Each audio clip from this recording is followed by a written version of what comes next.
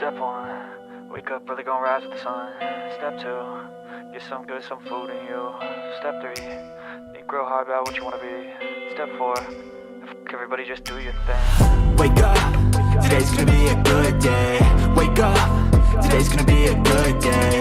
Wake up, today's gonna be a good day. Wake up, today's gonna be a good day. Well, good Tuesday to all. It is freezing around this country. Come on in, get yourself a hot beverage, and let's get started. Today's gonna be a good day. Set your affirmations, aspirations. I got shit to do, the aftermath of preparation. Good food, good mood, blood in circulation. One step at a time, yeah, that's how you make it. Set a goal you control and the steps you take them. I try to pick one thought, have some concentration. And if I make a mistake, it's called education. I try to do this every day, call it replication. Wake up, today's gonna be a good day. Wake up, today's gonna be a good day. Wake up, today's gonna be a good day. Wake up, today's gonna be a good day. Wake up, today's gonna be a good day. Wake up, today's gonna be a good day. Wake up, today's gonna be a good day. Wake up, today's gonna be a good day. So life ain't easy, yo, I think there's a reason though. Ups and downs, just like every different season, yo. Sometimes I'm high, other times I'm barely breathing, though. I always gotta fight and hide from the demons, yo. Negative thoughts are poison, they rot. Head full of flies, so here come the clouds. They'll never stop unless I can swap all the bad for the good in my head when I'm lost. Yeah, so I'ma fake it till I make it.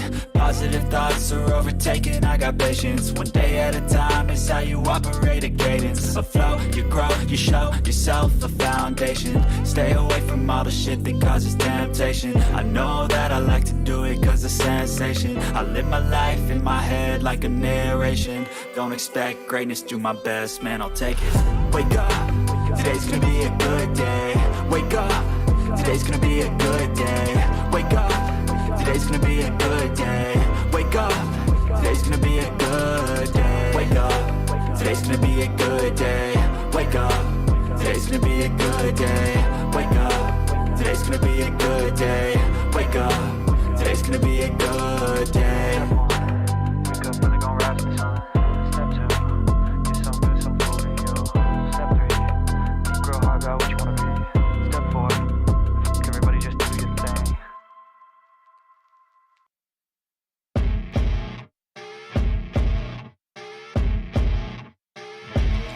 As you wake up in the morning, you want to find the latest, greatest information about criminal cases and have an intuitive conversation about the suspects associated with these cases.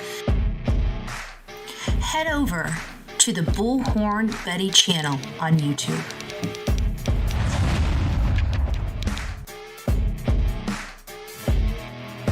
Get breaking news right here on the Bullhorn Betty channel. Welcome to the Bullhorn Betty Coffee Club. Enjoy your stay and enjoy your day.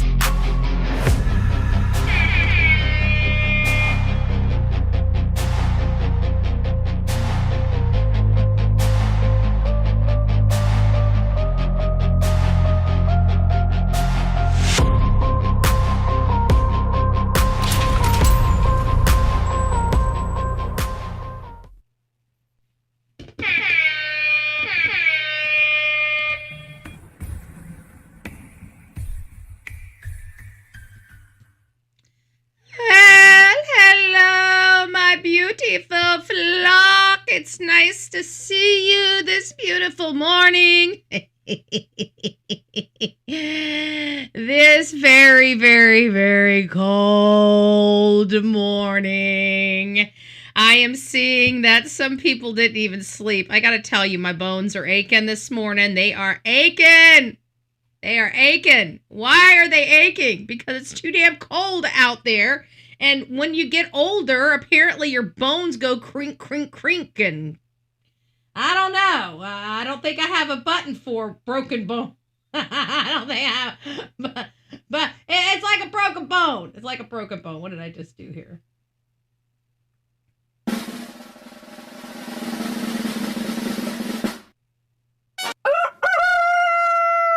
All right, it's time to get up. It's time to get up. I'm Bullhorn Betty. We cover true crime. This is the type of morning that we just kind of go over the stuff that's breaking in the news. As many of you know, the reason why we're up at a ridiculous time of the morning, I get up very, very, very early. First and foremost, on every single day, I'm up between 3:30 and 4:30 every single morning to make sure that we have content throughout the day, right? And yesterday I reminded you guys that today and tomorrow is our county days. So we have 2 shows a day and some videos throughout the day, typically. How I'm kind of managing this is I can't tell you what time I'm going to be live tonight. What I can tell you is our live broadcast is going to be related to Sebastian Rogers. We've already got it set up where we've already got our video that we're going to be going over set up. And we're going to be going back to the beginning of the case. This is not that type of morning. We're going to be going over the crazy news in the news, right? We've got a lot of crap breaking off in the United States right now. We've got and it's all in Minnesota. All the nonsense that we're dealing with right now is in the state of Minnesota, and we've got some updates. Is this coming to an end? I'm hoping that we're winding this craziness down. It is my belief that we're kind of getting we're over the hump, right? I feel like we're over the hump. It had to get really intense before it gets better, just like anything else, right? It has to go. It gets worse before it gets better. Even the stuff we dealt with on this channel, deciding to take the lawsuit and deciding to do what we had to do to to stand on our own and stick up for ourselves and to stop the madness that had been going on in this true crime genre circuit. And so we informed our audience that no matter what we do here, it's going to get worse before it gets better. And it did. It got really, really, really, really bad. But once you kind of stand on it and you say you're not moving, you're not going anywhere, this is it, you're not going to push me around, you at some point you get over the hump and you start getting on the other side. And I think we're there. A lot of stuff has been going on in Minnesota, and no matter what, there's no dispute Minnesota or the residents in Minnesota can say, okay? You have unseen illegal infiltration into your state. You have uncanny freaking ridiculous amounts of fraud, federal funds being stolen, not turning over the voter rolls, just a whole host of fraudulent crap going on in the state of Minnesota, and you guys got caught. And I'm not going to say you guys because I'm pretty sure a lot of Minnesotans had no idea what was going on. And many Minnesotans were asking, who the hell voted for this dipshit, right? No offense, but I've got to imagine that a lot of people did, because that's the crazy thing with votes. We never know who's voting, right? We never know who's voting for who. We just assume when somebody wins, they just must have had the votes. Well, that is no longer in my mindset. I believe these people were installed in our country. I do not believe that they were voted on. I believe that our country has been hijacked for years, and we have just been too stupid to realize it. And I think this is all coming out because we've been using these damn Dominion and other voting machines for a long time. And now we're finding out Venezuela's been flipping votes. Cut it out, okay? They can only do it on a certain scale. So what have they been doing? They've been infiltrating our county commissions, infiltrating our lower tier stuff like the mayors. Nobody voted for that governor in Virginia. I doubt it highly. I believe she was installed. Mondami, I believe he was installed. I believe these were rigged elections. I'm going to continue to say that I think they're rigged until somebody can prove me otherwise. I don't trust any of it. And so that's why it's so important for our SAVE Act, and people are dicking around with our SAVE Act in Congress. It's Senate. John Thune is a traitor of the American people, and people need to recognize it. He is the bitch boy of Mike Pence, period. Okay, Mike Pence is not accepted by MAGA or any remote Republican. I mean, he's a Democrat. He's a rhino. He needs to go on the other side of the aisle, and he won't.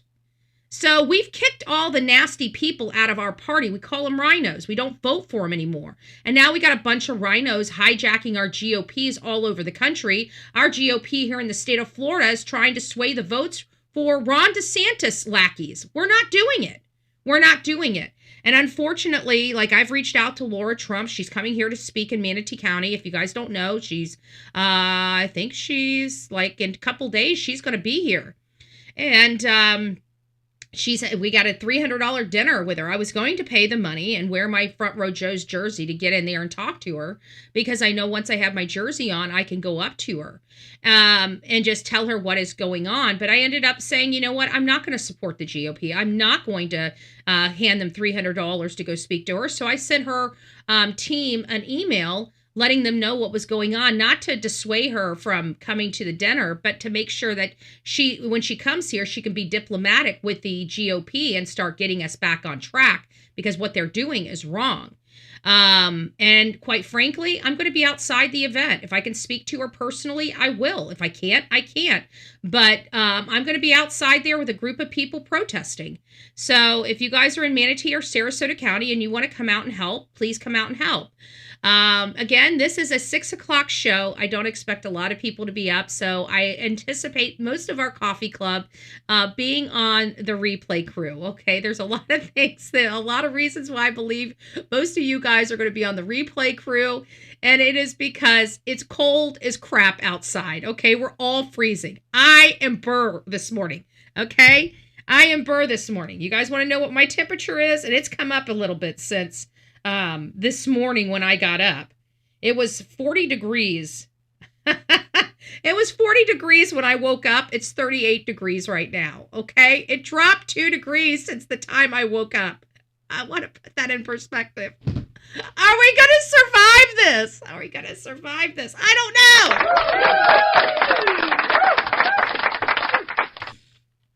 don't know.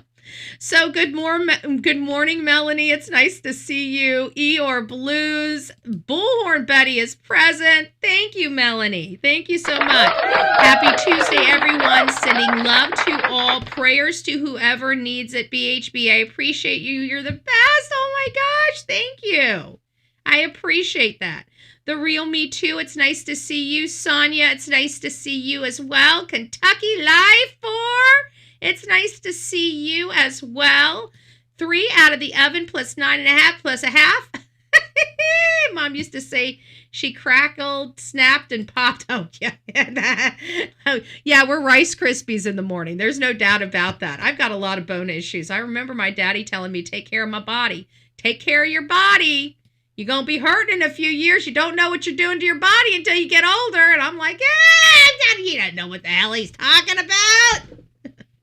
Then this morning, I'm like, can I touch my toes? Can I touch my toes? I don't think I can touch my damn toes. My back is not cracking and popping. Got Rice Krispies in my hips. Oh, good gracious. All right, we got leaky balls and Rice Krispie hips. Is anybody else going to, throw something out that's going to make me feel extra old today before I got to have a positive attitude to go in and deal with my county commissioners? Anybody? No. Okay. Let's see if I can open this up just a little bit more. How far? There we go. Okay. There. Okay. All right. We'll pull over the other one. I just don't like it when it cuts my whole, arm off. It just looks weird. I don't want to be a gimp. No offense, any gimps that are in my chat. I love you. Thank you for being here.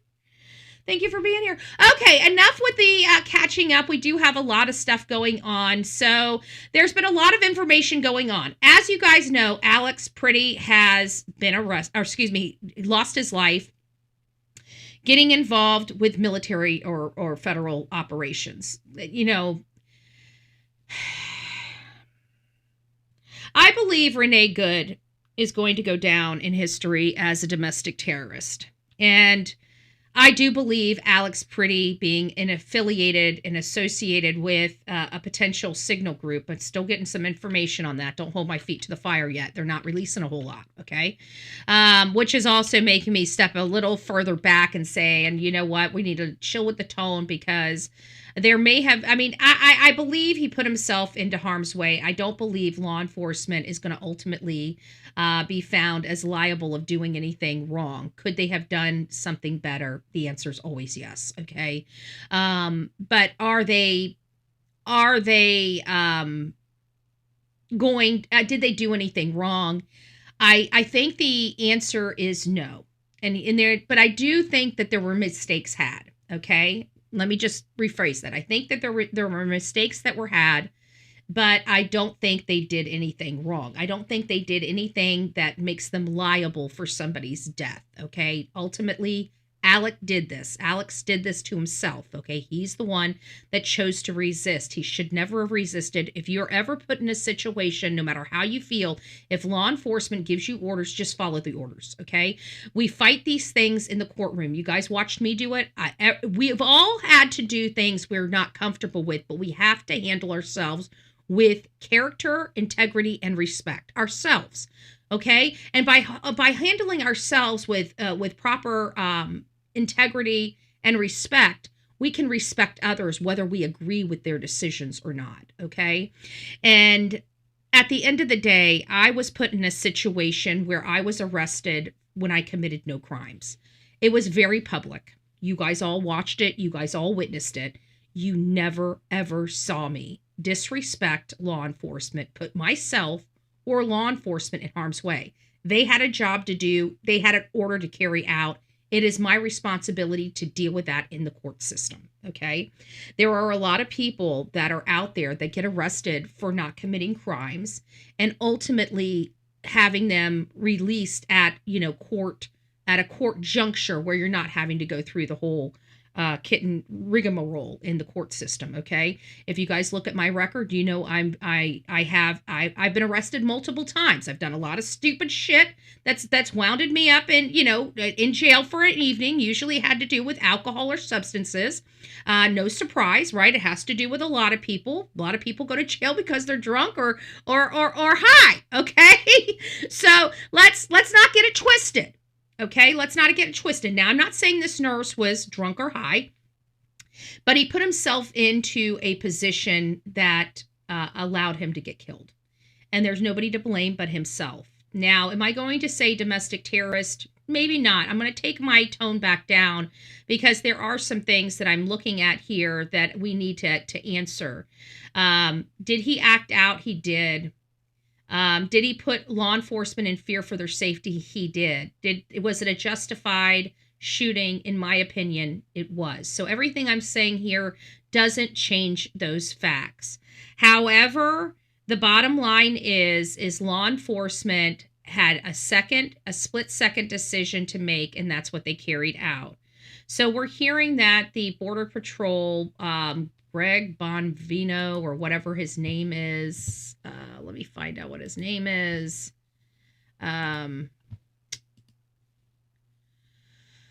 What is his name? I can't ever remember his name. Anyways, he's a kind of a shorter guy. What's his name? You guys have it. You guys will probably be able to put it in there. Hi, Real Firestone. It's nice to see you. It looks like your message was deleted by law enforcement. Oh, yeah, we don't play that, sir. So get that. You can get out of here. No, I'm going to victim shame and victim blame as much as I truly believe, because at the end of the day, this man had no business being out there fighting for the type of animals that they are protecting out there. I've seen them, okay? They are children. Do you know what R is? It's RAPE. Great children, okay? Automize with an S, children, okay? So frontwards and backwards. I am going to blame the person that this falls on, And at the end of the day, he put himself in a situation. He fought with law enforcement. He had an armed firearm on him, loaded and ready to shoot. And he wants to, what? Resist arrest? And you don't think he's going home with a toe tag? Dude, get the hell out of my chat. If you want to be an idiot and a pussy, you go right ahead. But anybody that sits there and dances with a federal agent while possessing an armed firearm, you're an idiot, okay? And like I say on this channel, bring a toe tag with you. If you want to be out in those streets in Minnesota and act like Alec did, go ahead and bring a toe tag with you, and be sure to put your mommy and daddy's telephone number, because that's who they're going to be calling to identify your body. And if you don't like my tone, don't come to my chat. All right, Cupcake? Clearly, I have more balls than you do. So, shoe fly, shoe. Shoe fly, shoe. Okay? Don't ever think I'm going to sit on my laurels, or I'm not going to stand on my convictions. If you don't want no shit, don't stir up no shit. You don't want to be in a body bag? Don't put yourself in a body bag. This idea that cops only shoot black people when their lives are in danger is a farce. Okay? So clearly, your theories about law enforcement just hunting down black men and women is a lie. Because you put their asses in a jeopardizing situation. They don't ask you. They don't care what color you are. They don't care what religion you are. They don't care where you came from or how you got there. They're going to send you to that hospital. They're going to lay your ass out there in that street. And that's something people are going to have to understand. Don't mess with armed agents. It's that simple. We did a poll here in my chat yesterday, and there's not one person in my chat that would be stupid enough to do what Alex did. All right? So the next time you want to come in my chat and tell me about myself, you better check yourself real quick. And don't get it twisted, buddy. Just saying. Just saying. Because you don't understand, I'm a barbaric woman. Okay? I've seen enough out in those streets from what I've witnessed that every single one of those law enforcement officers has had a right to use lethal force, and they restrain themselves. You better be thankful that Donald Trump is leading this, because had it been Obama, these people would have been laid out. You guys forget Obama, deporter in chief, and what he did. So funny, you guys forget so much. You forget so much. But that's okay. I'll let you do your own fact-finding. So, at the end of the day, Bovino, I think is his name. Greg Bovino, I think is what his name is. Anyways, he's the head of the Border Patrol. Okay, yeah, selective memory. Yeah. And Tom Homan is going in, which he's tough. I will tell you everything I've known about Tom. He cuts through the fluff. Like, don't give him bullshit. He's one of those people. Don't give him bullshit. Okay. And when he shows up, you should be worried. Okay. Everybody's saying, that he's going in and this, that, and the other. He's going to no, he's not going to calm tensions. He's going to tell these people we have a right to enforce federal law, and we're going to enforce federal law. Don't get it twisted. Don't get it twisted. Everybody thinks that because Greg has gone back to wherever, the down south to, I think, Texas or wherever the border, wherever he came from, wherever he was stationed to begin with, he's now going back there. Everybody's like, oh, he's been relieved of duty. He has not been relieved of duty. That man is a hero. He has served this country well and with honors. We're not going to punish a man like that. Okay. He's a great guy. And he's done a lot of great stuff. And he was put in a horrible position in this country. Just horrible, right? And he wasn't able to do anything about it. So he led the charge. And at the end of the day, you put law enforcement's life in jeopardy. They don't have to die trying to save you. Okay, if you're the one putting their life in jeopardy, they have a right to use lethal force, and that is it. That is the metric. Do they feel like you're putting their life in danger? And when somebody is screaming out gun and you are resisting, that meets the elements that is required for lethal force. So no matter how you look at it, and whether you like Alec or not, and whether you want to come here and beat me up for speaking the truth or not, it doesn't matter, and it doesn't change the facts. And at the end of the day, I slept just fine. And again, Alec is still dead. And the only people that probably didn't sleep well are my insomniacs, like the real Me Too, and probably his family and friends. The rest of the world slept just fine. And I want that to sink into any other idiot that wants to go out there and try to test the waters with federal agents. If you guys haven't gotten a clue yet, if you put their life in danger, they're not going to be diplomatic with you. They're sending you to a morgue. If you come to the state of Florida, our sheriffs will tell you, you monkey F around, we'll shoot you graveyard dead. Okay? You know what the message is here?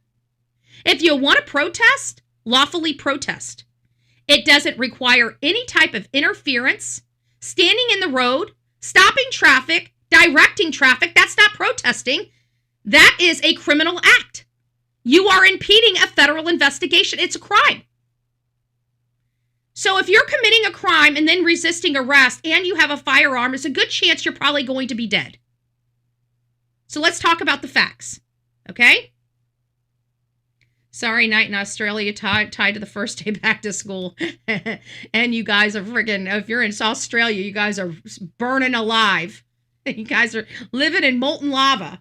What it's like in the state of Florida, like 355 days a year. Hey, Big Mac Mike, it's nice to see you. Well, the good news is this is the time of the year for all you women with hot flashes, right? Think about it. Usually, if you're in Florida and you have a hot flash, you can't open the front door and get a good breeze. But if you have a hot flash in the freezing cold weather, all you got to do is open the door, and if it's not good enough, just face plant into the snow. Stay there for about 5 minutes. You should be good to go, at least for a few more hours. Oh my gosh, these brothers of mine say you no good. Asked if you need help. I didn't mute when you started the rant. Well, hello, brothers. It's nice to see you. I'm Bullhorn Betty. You have no clue. You have no clue. Wait until I get the bullhorn in my hand. Then you can ask if I need help. Wait, hold your judgment. Hold your judgment until I'm out there in front of Sumner County. Hold your judgment, brothers. You'll have a lot more to say in just a few weeks. I'm just saying. I'll be getting it. Ow! Because I'm a love machine. Hot flashes are terrible. Good morning, Adrienne. It's nice to see you. I hope you're doing well. We're getting along. We're ruffling some feathers. We already got some people in here cussing me out this morning. You know it's a badge of honor. We have fun no matter what it is.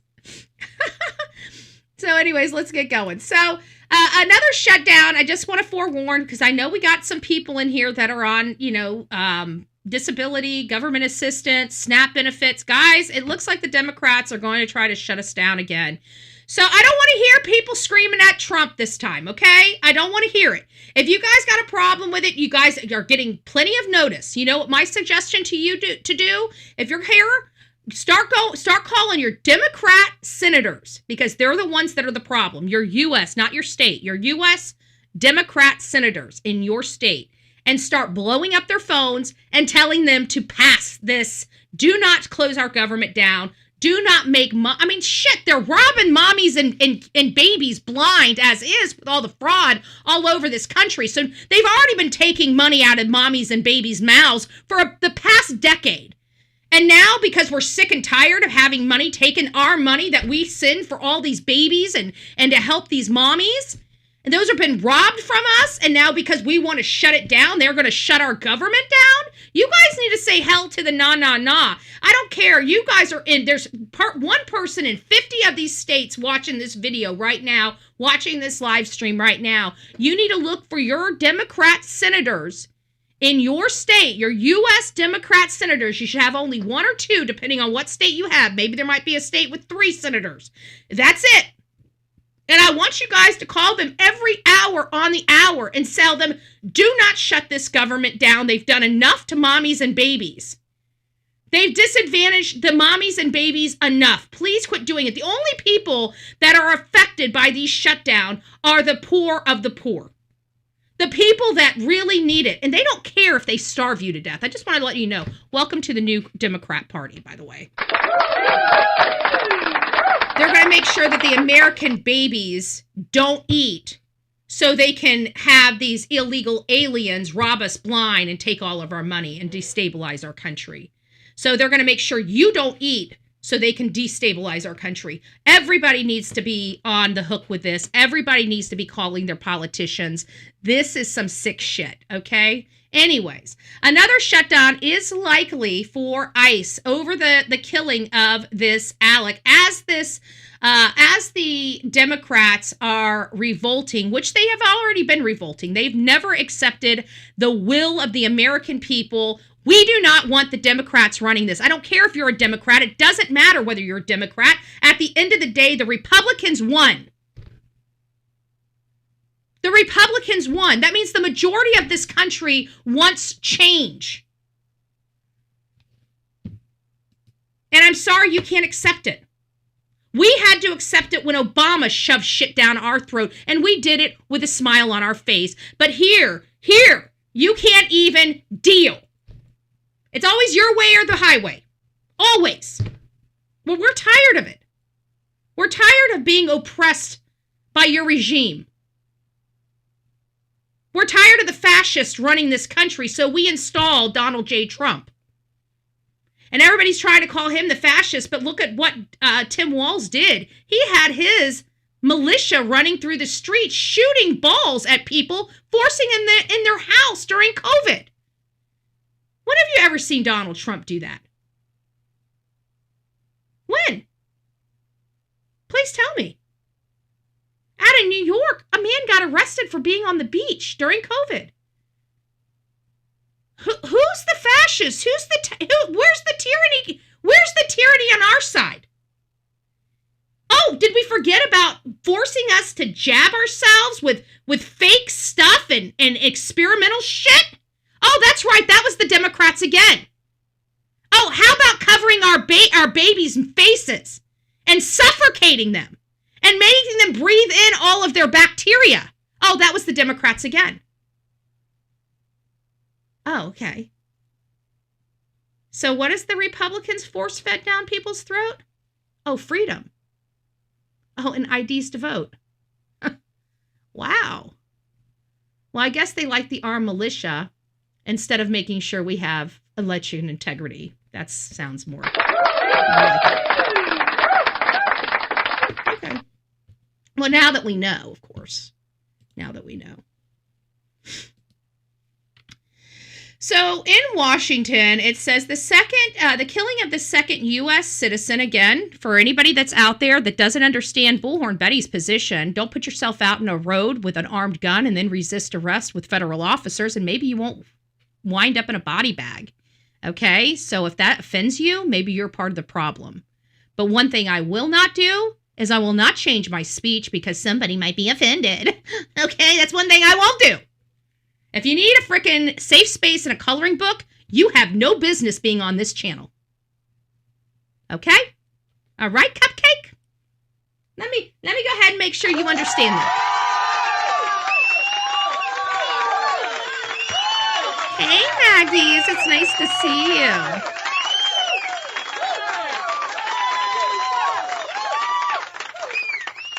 So, by federal agents in Minneapolis is deepening, complicating efforts to avert another government shutdown in Washington. First and foremost, the Democrats are going to find a way to shut the government down to cut funding to anything that enforces or removes their illegal voting base, okay? So, we're getting the illegal voting base out, okay? You guys wanted to have all these people come in here. You started disrespecting your base. And now your base is starting to come over to the Republican side, so you decided to allow our country to be invaded for power and money to rob us blind? All you bastards need to be behind bars. Actually, you need to be under the jail. I won't lie about where I expect you guys to wind up after all is said and done. Sorry, not sorry. The Democratic defections threaten to derail passage of broad spending package that also includes funding for state departments and the Pentagon, as well as education, health, labor, transportation agencies. Senate Democrat leaders, okay, this is not saying Senate Republican leaders, this is saying Senate Democrat leaders. So all of you whiny people that are on, that want to come here and tell me about myself and about President Trump, save yourself some air. I'm not going to listen to it. I'm not going to hear it. I'm not going to have a bleeding heart for it, okay? I'm sorry. I love you guys. But at some point, you're going to have to acknowledge where the problem's coming from, okay? And if you want that money, it's time for you to start getting on the horn and calling your Democrats, okay? Because it's not the Republicans. So Senate Democrat leader Chuck Schumer, of course, released a statement Monday calling on the Republican leader Thune, which is, again, he's a Democrat as well. So there's nothing, we don't really care about John Thune. He's a snake. He's Mike Pence's little bee. And they're going to try to avert another shutdown. We're not giving them. I'm going to tell you this. I'm going to be strong on this. And I'm going to stand strong, and you guys can beat me up. But at the end of the day, we're not going to give because the Democrat side wants votes and wants to maintain power unlawfully. We're not doing it. So find a different way. You want to shut this government down? I'm not on benefits. I don't care. Let me be honest with you guys. You guys might think I'm heartless. You have no clue. None of this affects me. I don't care.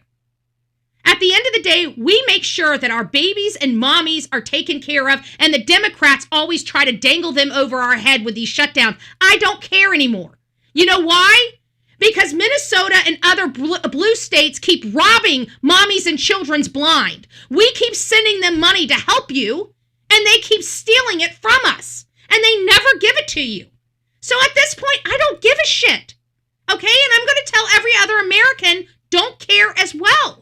Because enough is enough. At some point, it's got to get better or got to get worse before it gets better. And I'm sick of the damn carrot dangled over America when it's always the women and the children, when they keep robbing the women and the children blind every time we send money. I'm tired of it, and you guys should be too. I'm just saying. I'm just saying. Hey, Stuff, Honey Dip, it's nice to see ya. So they're pledging to shut the government down. You know what? Again, be mad at Bullhorn Betty. I don't care. If it stays shut down for a year, the way I'm looking at it is it's saving us billions of dollars. Okay? Trust me, I'm not crying. I ain't losing sleep. So if you guys are on the hook for something, if you are getting those SNAP benefits, if you are getting disability, you need to be calling your Democrat politicians, and you need to be advocating for your Democrat politicians and to your Democrat. Don't be coming over here and saying, Betty, you need to open the country up because this isn't affecting me. Okay? And no, I'm not going to be I'm not having the dangle and carrot again. We're not doing it. We're going to stay strong. And if people suffer at the hands of the Democrats, then they suffer at the hands of the Democrats. Okay? That's it. So if you don't want to suffer, I'm telling you the tools to do. You need to start forming small groups and strategizing to keep the Democrat Party accountable to you. Okay? I'm keeping our Republican Party accountable to people like me. So it's your responsibility to keep your party accountable to people like you. And if you're not doing the work, I don't want to hear the complaint. Period. Sorry, not sorry. So the standoff also reveals a fracture among GOP lawmakers. Not surprising. We got snakes in our own party. We got pieces of shit that need to be over on the Democrat side of the aisle. They are not Republicans. So who called federal and state investigations into the shooting, congressional hearings for federal officials to explain their tactics and demand their input have put unusual pressure on the Trump administration. I really don't care. I really don't care. Let them investigate. They should investigate. Any time that law enforcement is involved in a homicide of any type, because even though somebody is killed by another person, it's considered a homicide. It's whether it's justified or not. So if any of our law enforcement is involved, if anybody has a problem with an investigation, you're part of the problem. We welcome investigations, okay? I welcome investigations. If things come out to be wrong, it doesn't do us any good to hide and lie. We need to be honest, and we need to make corrective action, period. I'm all about honesty and transparency. I ain't doing this stuff, so I got no reason to cover it up, okay?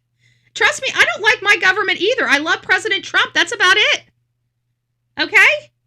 So my loyalty is to nobody. To nobody.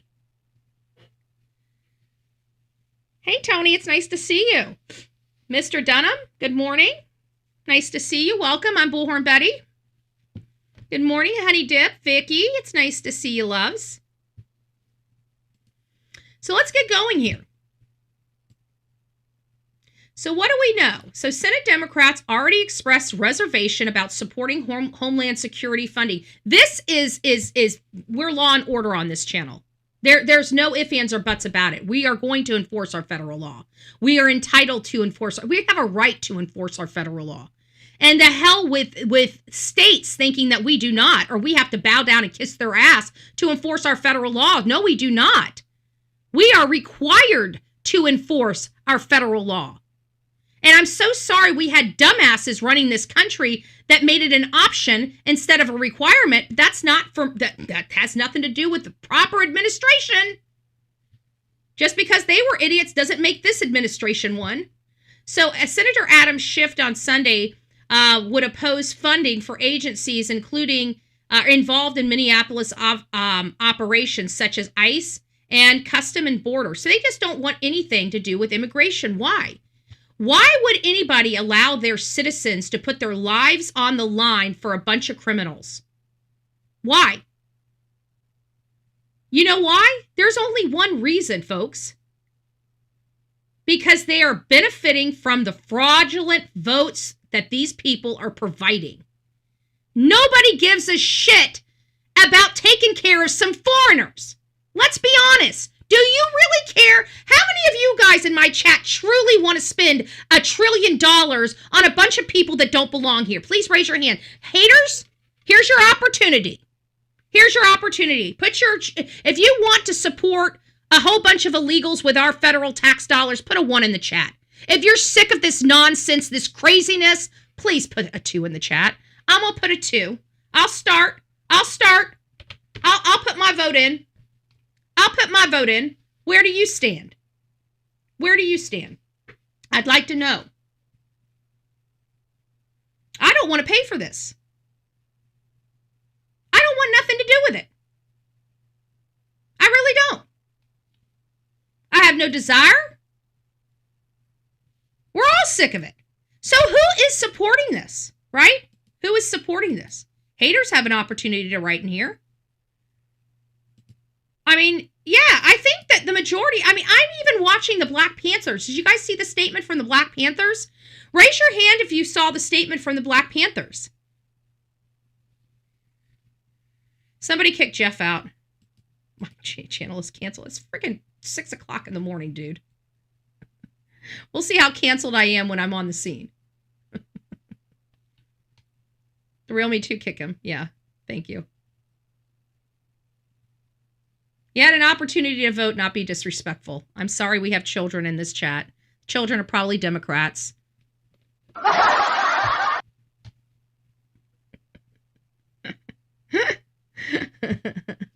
The children are probably Democrats. I'm sorry. Everybody asks me if I'm racist. If you're new to my channel, I am. I'm a very racist woman. I hate white liberals, okay? So if you didn't know that when you came in here, you know it now, okay? I'm a hater of white liberals. That's the one thing me and Malcolm X agree on. But if you didn't see, the Black Panthers, they're right. They stood up and said, this ain't our fight. We ain't fighting for people that aren't supposed to be here legally.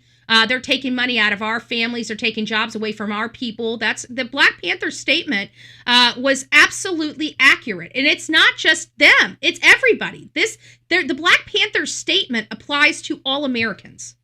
Okay? It applies to all Americans. They are absolutely correct. The president of the Black Panthers, if you guys haven't looked at his statement, he did a video statement, so you know it's from him. There's no misunderstanding about it. There's no misunderstanding about it, so go check it out. You will be surprised. Okay, I'm not sitting here. We're all feeling this, okay? They have been robbing us blind. They've been taking money out of people's mouths, babies and children's mouths, while they had their lifestyles off of us. We can't even frickin' take vacations right now because we're so busy paying for all the fraud. I mean, what the hell? This is affecting everybody. Everybody. We're all standing in solidarity to this. We want these people gone. So again, who's fighting it? You know who? Only a few people. Only a few people. And I can't even paint with a broad brush and say it's the Democrat Party. It's not. It's the hierarchy. Because the mom and pop Democrats aren't voting for this shit. I know, because I deal with mom and pops. I deal with all walks of life at my county meeting, which I'm going to today. We don't go up to people and say, hey, how do you vote? No, we either agree with the way of things are going or we don't. Because I'm an activist, you know, us activists, we talk amongst each other, whether we're Democrat activists or Republican activists or independent activists. We still communicate because if there's something we can drive home together, we will work together to get it done. Okay? That's just how we roll. So I can tell you, I talk to all walks of life. And I'm telling you that there's people that are making me really question whether Tim Walz was ever really legitimately elected to be their governor. Because there are so many people in the Democrat Party that said they did not vote for him. There were so many people from the Democrat Party that actually crossed party lines to vote for another candidate. So, you know, after all this fraud has been uncovered, many people are asking, well, who voted for him? We didn't want him in office. We're finding out that the local Democrats didn't care for him. So it's like, well, if you're not promoting him, you know, when we have to use common sense here, if you're not promoting him, who is? Who voted for him? And we're finding out now that the machines, because they went and got Maduro, that we're finding out these election machines were truly rigged and have been rigged for a really long time. And that they could switch votes live. And we watched it. And now you have to apply that with them capturing Maduro and then us having all these weird people in office and everybody's asking, how the hell did we get Mondami as a mayor in New York? And it's like, well, we were using those machines. And then we find out that in Minnesota, they were using those machines. And I'm like, okay, well, it makes you scratch your head and say, are they legitimate? Are they legitimately governing? And were they legitimately elected? Honestly, I don't know. I really don't. So, but it's something we have to ask. So they're basically saying that they're not going to vote for anything that has funding of our federal enforcement. Guys, we have to have federal law enforcement in this country. We got 59 people in our chat who believes that we need federal law enforcement. If you believe we need federal law enforcement, write yes or a Y. If you think that we're good without federal law enforcement, write a no or an N in the chat. Let me know where you stand. Should we be, is this a concern? I mean, I think we need federal law enforcement. I mean, I can't imagine. Think about all of our states and counties that rely on federal law enforcement. And for them to think that we in out here in these states are going to be R'd and SA'd by illegal people and we have no mechanism of enforcing them out of our country. Are you kidding me? Why are these politicians wanting to hurt us? Why are they wanting little children dead in ditches? Do they hate humanity that much? I mean, I really think these are legitimate questions, because every time I turn around, it seems like the Democrat Party are fighting for policies that are keeping us less safe. And I've got to ask people, why? Is your life not worth caring for? Is your body autonomy not worth fighting for? Do you have to give it up just to get along so the party can have the votes? Do we really have to do this to ourselves and our country? These are questions I have, folks. It's sad that we're here. It's sad we got to ask these questions. A federal judge in Minnesota heard arguments today on whether to expel ICE agents from the state and put an end to the Trump administration's sweeping immigration enforcement. The hearing comes as state and the cities of Minneapolis and St. Paul officials warn that ICE's actions have pushed them into crisis. We're joined now by Mary McCord, Executive Director of the Institute for Constitutional. I want to make sure that my position on this is very, very clear. I think Tim Walz, Mayor Frey, and the government of Minnesota created this entire situation. If they would have allowed their officers to assist in controlling the people in that community, it would have helped. But now we find out that the lieutenant governor was involved in that Signal app, was an administrator of that Signal app. Other employees of the Walz administration were involved in that Signal app. So clearly it was the government of Minnesota running the insurrection from within. Let's not forget. And then all of the sudden, when that's uncovered, now you got a governor reaching out to the president saying, let's make a deal. Funny how that happens, huh? Funny how that happens. Constitutional advocacy and protection at Georgetown Law. Mary, thank you for being with us. Sure, my pleasure. At its heart, is this lawsuit, is this case really about immigration enforcement, or is it fundamentally about the balance of power between states and the federal government? Well, the way that it's been pled by the state of Minnesota and the cities of Minneapolis and St. Paul, it does bring to issue this idea of federalism and principles of states' rights and the federal government's rights. And they have a number of other claims, but two of the key claims in their complaint and the key claims that were in their motion for a preliminary injunction that was heard by the court today is that what the government is doing here with this entire surge that in the way it's been implemented has violated, the Constitution, the Fourth Amendment when it comes. No, they can plead that, but I don't think I don't think that they can justify that. And there's a lot of reasons why I don't think they can justify that. And it's because we have a right to enforce federal law. And it's very clear that they've been told to stand down. They have been specific. They have come out and said they're not going to help, assist, or anything like that, which is creating a situation where it's putting ICE agents in danger, and they have to be able to protect them. So now you have to bring in agents that are going to protect the ICE agents to carry out their job. So all of this stuff is being created by the state of Minnesota and also being used as a reason to keep them out. They're creating the situation and then using the situation they create as justifications to kick them out. I don't care where you go. At the end of the day, no federal judge has a right to tell the federal government that they can't enforce federal law.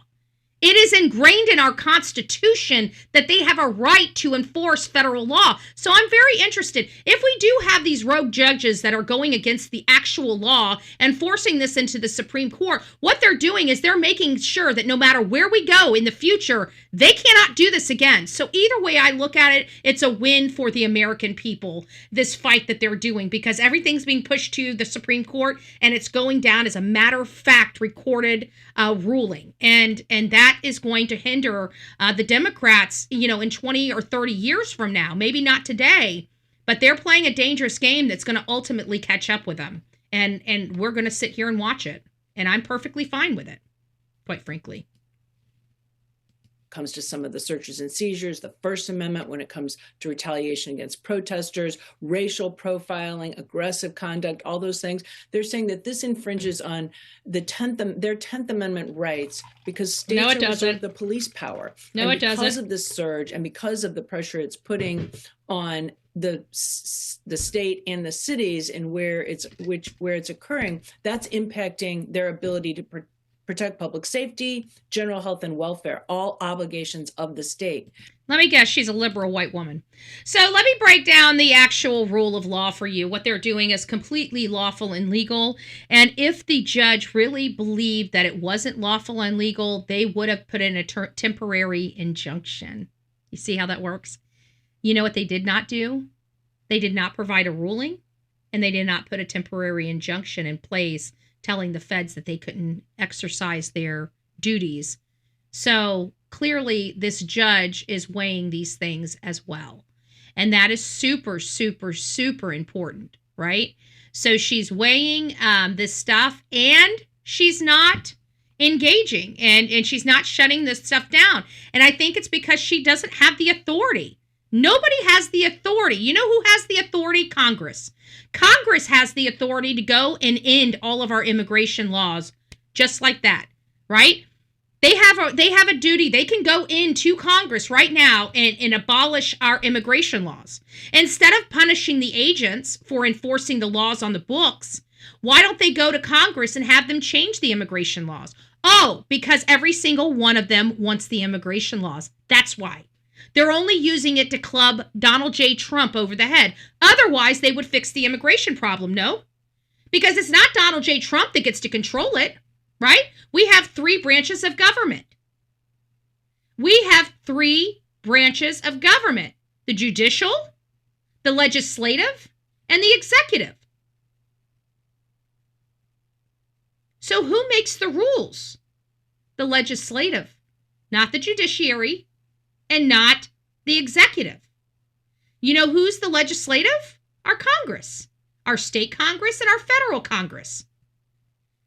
So, again, they're punishing and beating up agents properly executing their authority and punishing them for executing the authority of the legislature. And it's the legislature beating them up.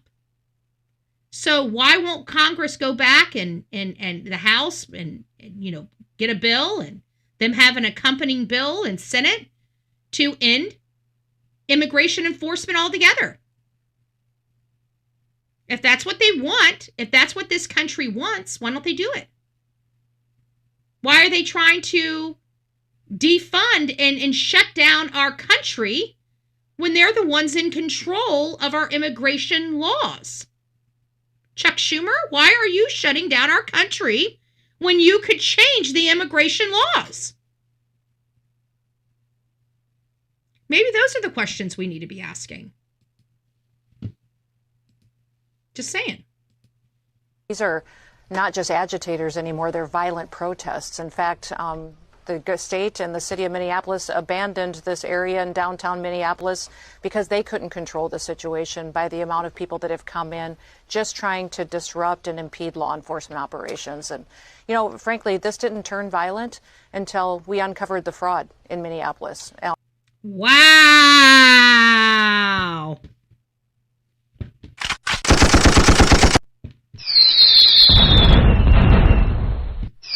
Let's hear that again. Let's hear that. So we didn't even have the riots until the fraud was uncovered. I'm sorry. I'm shocked. I'm shocked. I'm shocked. Let's listen to that again. These are not just agitators anymore, they're violent protests. In fact, the state and the city of Minneapolis abandoned this area in downtown Minneapolis because they couldn't control the situation by the amount of people that have come in just trying to disrupt and impede law enforcement operations. And, frankly, this didn't turn violent until we uncovered the fraud in Minneapolis. Ha! Interesting. Didn't turn violent until the fraud was uncovered. What say you? If you guys have any information that contradicts me, in my show, I always give you guys an opportunity to provide me receipts so we can address it on the next show. So if you find any information that I said as inaccurate, you can always send that to bullhornbetty@gmail.com, bullhornbetty@gmail.com. Please provide me what I stated that was inaccurate and what your position is, and of course your accompanying receipts, so I can weigh them against mine. And then, if I'm wrong, I'll bring your stuff up here and make sure that everybody has the information that they need, and at least your perspective. So it gives you an opportunity to speak one-on-one with me, as well as get your voice out there if things do contradict something that I say. But again, you need to provide verifiable receipts as well, right? You can't just give me an emotional response and expect me to say, oh, okay, that changed my mind. Okay, so just to let you know how we roll over here. That's all. So GOP senators launched a task force to crack down on the fraud in Minnesota, which again, it does sound like this fraud is the catalyst for all the violence that we are seeing out in Minnesota, according to DHS Secretary Kristi Noem. So, we want to make sure that we're looking at all possibilities here. And they're saying that, Senate Republicans plan to launch this targeted task force, which... I get so sick of these task force. What the hell do they ever do? Whoever gets arrested after the end of these multi-million-dollar task force, it's a farce. I'm just so sick and tired. Just raise your hand. Let me just do it. How many of you guys, whether it's Democrats or Republicans, it doesn't even matter at this point. How many of you guys are so sick and tired of hearing the wrongdoing of our government, of people, of different people, and nobody is ever arrested or held accountable? Who is getting sick and tired of this shit? Like, I'm literally my head is about to explode, okay? I'm sorry, not sorry, but with all of this crap that we're seeing going through from the, Jack Frost, the Frost whatever, blah, blah, blah, blah, blah, the Russian collusion, the sedation, the coup, this rebellion, it's like the fraud, the rampant fraud that that the government is involved with and in bed with these damn fraudsters, and they're benefiting from it. When are we going to see true justice in this country? That's what I would like to know. When? Because I am so sick and tired of seeing how the other half lives, right? They can break all kinds of laws. Meanwhile, men and women are in jail for 2 to 5 years for stealing a fucking Snickers bar. I'm sorry, not sorry. I am so fed up with our government. I'm so fed up with Pam Bondi. I'm so fed up with so many things. People should be in jail right now, and still not one damn person, not one named person. Yeah, we got all these little pawns. They're getting arrested, but where are the big people that put those pawns to get arrested? Where are they? Where's the money? We found the money. Why is nobody in jail? When is the governor going to tumble? When is the AG going to be held responsible? When is Pelosi going to be held responsible for robbing this country blind? When are we, in our lifetime, really going to see the deep state held accountable for what they have done to us and the world? When? That's what I would like to know.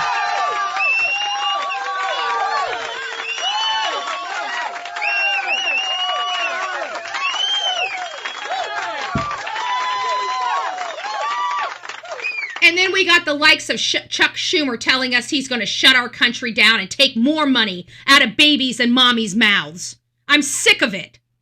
I'm tired.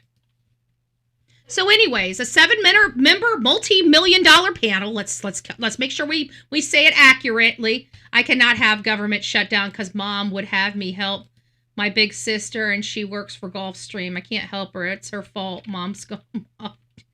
Well, it's kind of how it rolls, So this is going to be a multi-million-dollar panel that we're going to find out nobody is freaking held accountable. It's just more of our taxpayer money just spent on endless task force, endless committees, just take our money. Money. Let's set this up. Let's find this. Let's do this. Let's not hold anybody accountable, but let's make sure the taxpayers pay for the crime, pay for the fraud, and pay for the investigation that never warrants or results in anybody's arrest. Do I think we covered everything? Did I cover it? If we think we got it covered just the way it is, put 100% up in that chat, because I feel like that's kind of where we're at with all of this.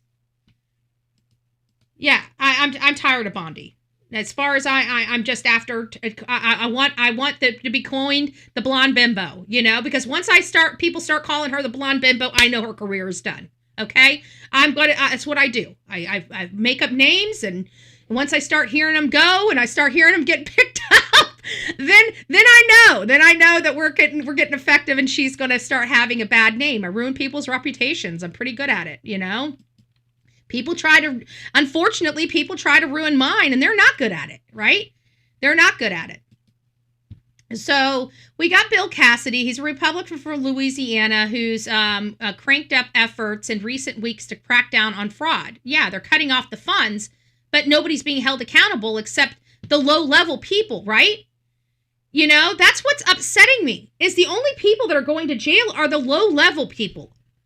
Where's the high people? These are freaking people from Somalia that has no the inbreeding is disgusting. They have no common sense. And you're telling me that these people from Somalia come over here without a freaking education, don't even know how to use a freaking toilet, and they came out with the biggest fraud scheme in American history. Cut it out. There's somebody at the top of this.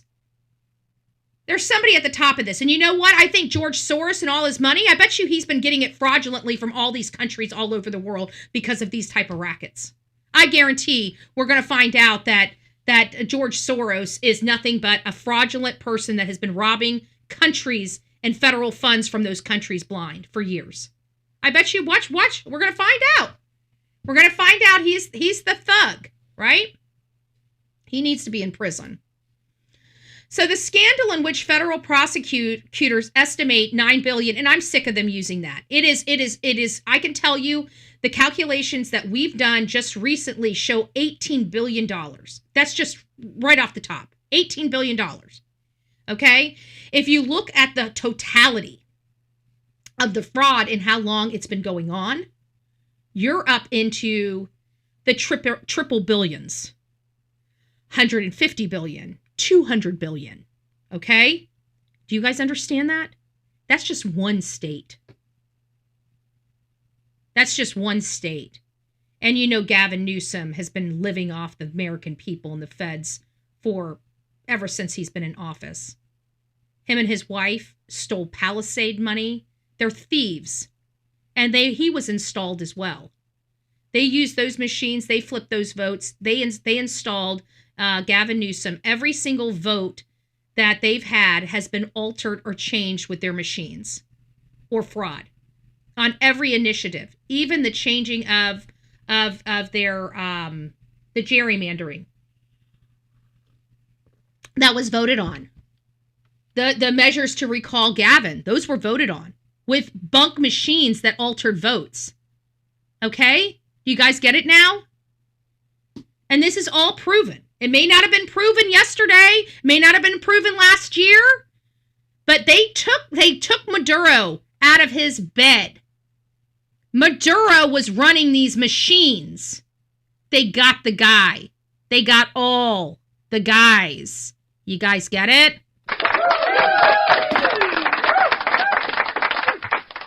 These people were installed, folks. We're going to find out these people were installed. And for the first time, I started hearing Benny Johnson say those words. For the first time. I mean, my messaging is getting out. At the end of the day, we've been saying this stuff for a long time. But it's funny because now we're starting to see some of this stuff come to fruition.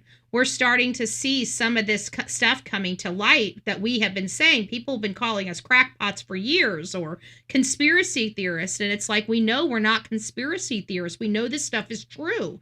But it's hard to prove it because of, even with our public record laws, we got people like different states that won't allow public records to come out, unless you're not a resident. My thing is if you're getting federal funds, you have no right to tell anybody they cannot have public records.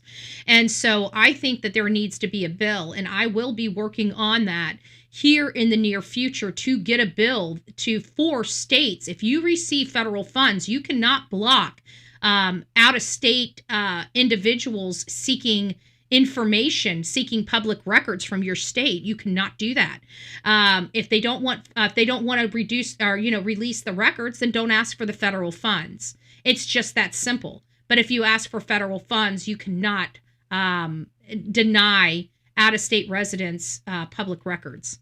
And so right now they can. So I think we need something at a federal level to prevent that, because that's the only oversight we have is public records. If you guys, and I know a lot of you guys don't do it, so you have to leave it to the people that do. And I rely heavily on public records.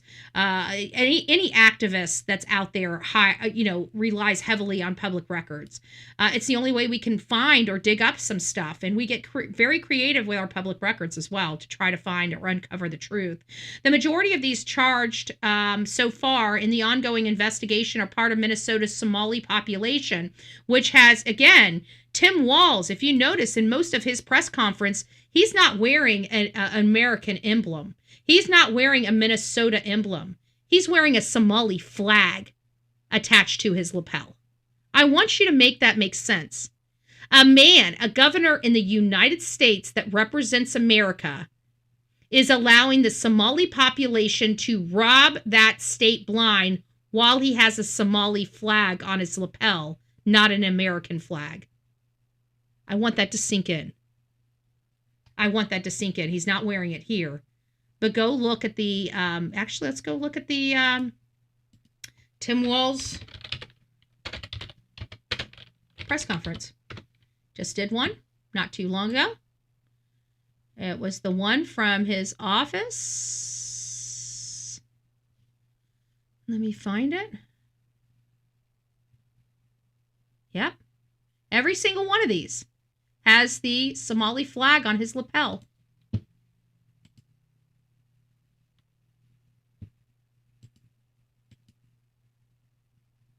Hold on. Look, right there. You guys see it? Right there. Let me blow it up. So you guys, I'm going to show you the receipt. You don't want to mess with bets. You do not want to mess with the bets.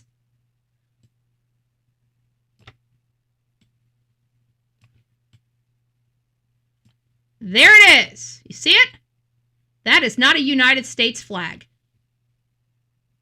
That is a Somali flag on this man's lapel.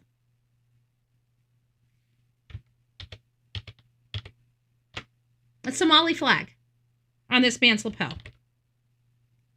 Just to put it out there. Just to put it out there.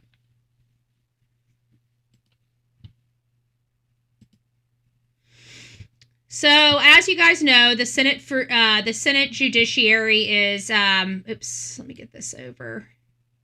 Is hearing related to the Minnesota fraud. We're aware of that. I don't have any position on it or not. I just think it's going to, you get the government involved. All they do is rob us blind even more. They're going to do all these damn investigations. Nobody's going to be held accountable. I can tell you how it's going to go. All right. I'm going to tell you how it's going to go, because it seems like the only way people go to jail or actually have accountability is if you're a Republican, right? They can raid President Trump's home, but they can't even execute a warrant on Don Lemon. Okay. What? Every American should be angry and outraged by the obvious two tiers of justice in this country. I can tell you I am absolutely 100% outraged with what I'm seeing. You're telling me that they can monitor our senators. They can pull their phone records unlawfully. They can raid Donald J. Trump's home as an ex-president. Yet Don Lemon breaks in like a freaking mobster into a church in Minneapolis, and we can't even get an arrest warrant for him. I'm outraged. As an American citizen, not because it's Don Lemon, it's just because it's an obvious two-tier justice system. And if you're a Republican, you're on the wrong side of that justice system. That's what it tells me. That's why it upsets me. That's why it hurts me. Because we're seeing it in real time. They can break the law. They can do unjust things. They can hold people accountable that never broke a law. But when they break a law, you can't even get a freaking arrest warrant. It takes an act of God to get an arrest warrant for a freaking Democrat that has almost murdered somebody, has broke in, burglary, rioting. If I did that, hell, I didn't even do that. I drove by somebody's house with a camera in my car and recorded. And 30 days later, I was sitting in jail. In jail. For acting within my rights. And you're telling me Don Lemon can break into a blessed church during service and put people and children in fear for their safety and life? Not knowing if they had pew-pews? And that man can't even be arrested? But you can break into Donald J. Trump's home and kick in the front door? If that doesn't enrage the American people, I don't know what will enrage you, because I'm telling you, that is two tiers of justice, and nobody is above the blessed law.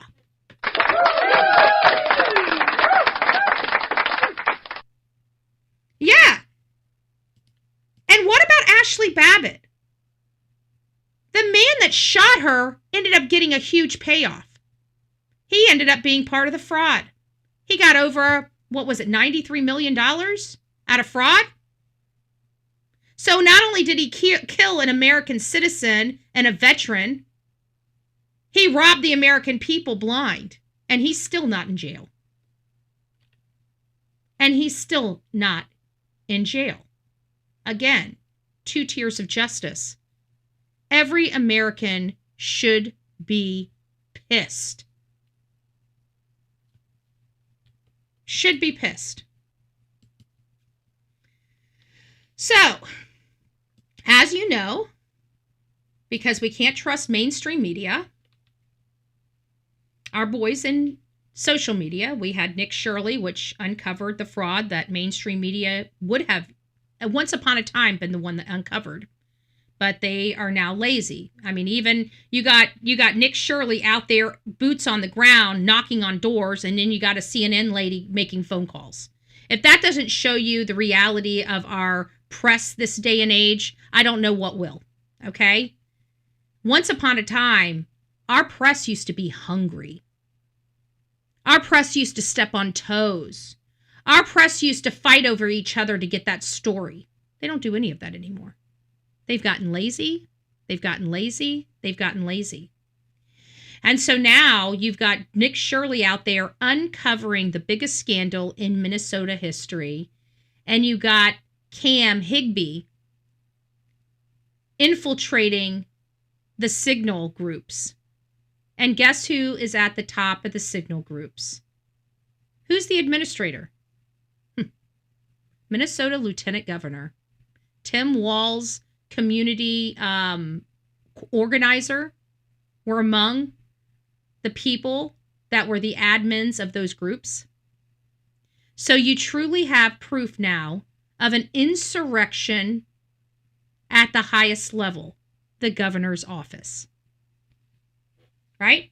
And so that 24 hours, all of a sudden, now we got Tim Walz on the phone calling the president, not the other way around, saying, let's make a deal. Wonder why he's so eager to settle things with the feds now. Maybe because he's now provable that he has committed felonies, treason, sedation, coup, insurrection in his own state. The man deserves prison, not his own bed. His daughter deserves prison.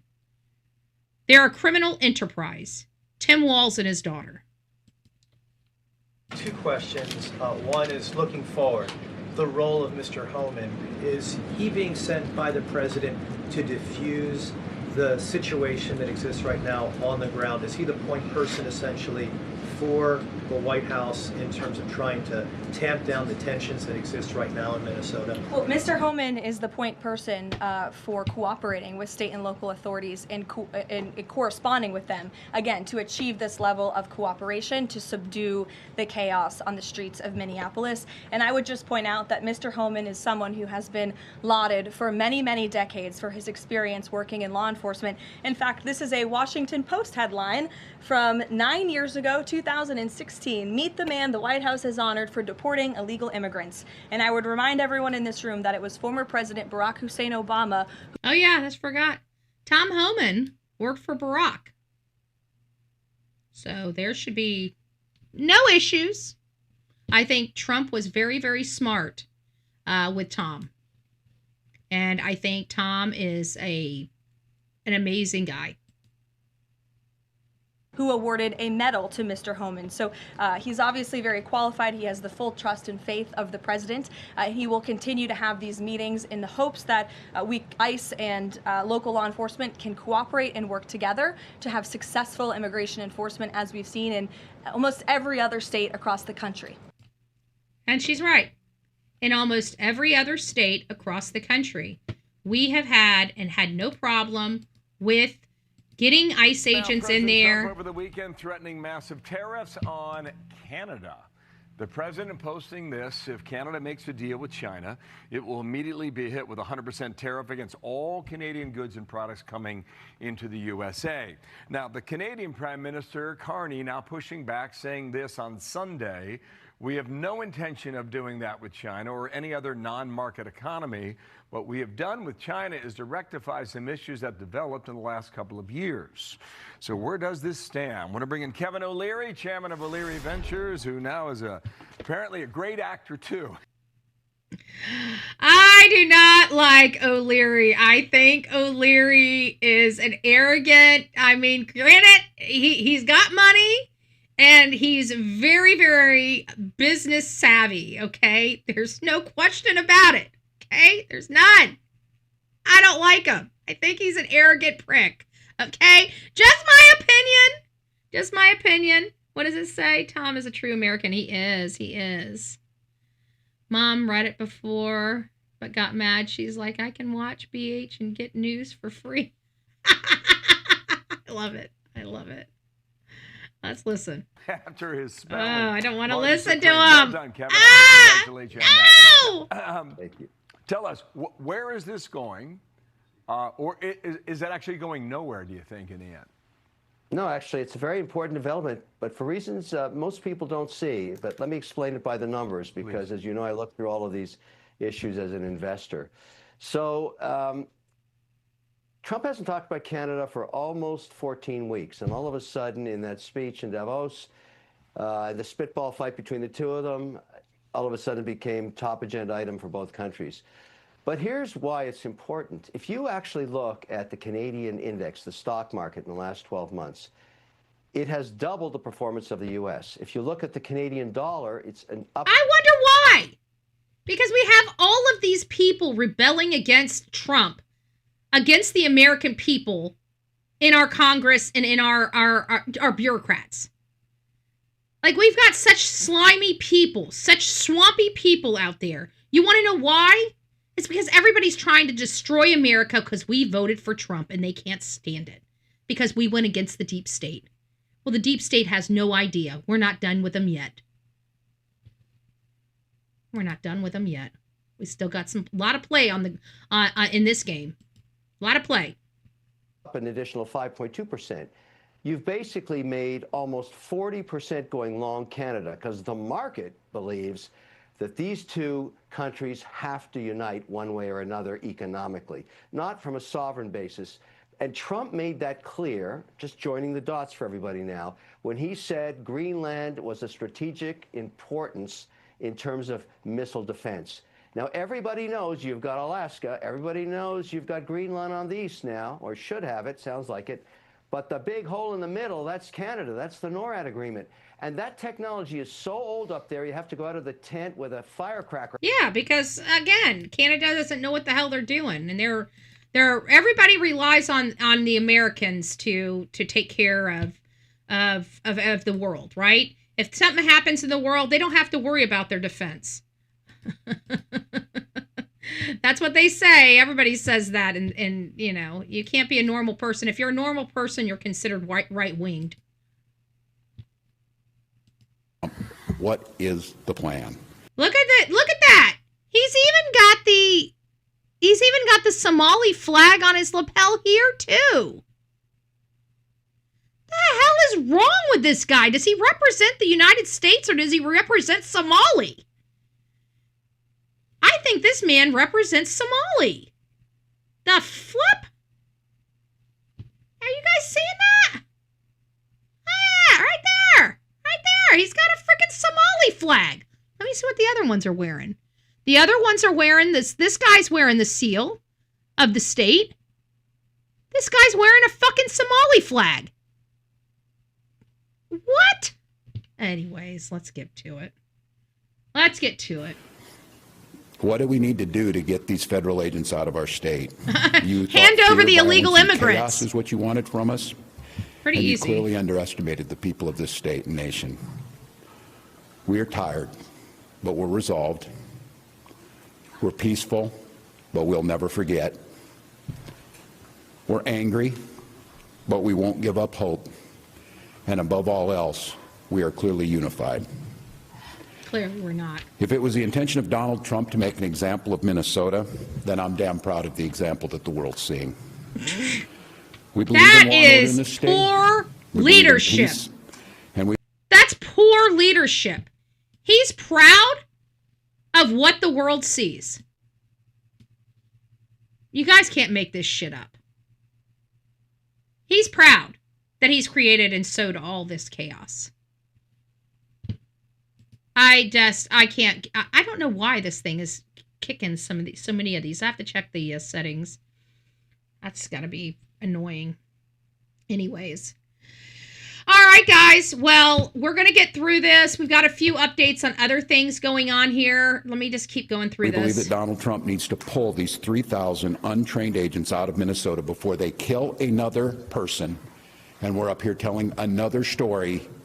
I'm sorry, Governor, or I'm just going to call him Tim Walz because I don't think he's a governor. I don't think he's a legitimate governor. From where I'm standing and where most of my audience standing, we believe the governor is the responsible party for Alec as well as Renee Good's death.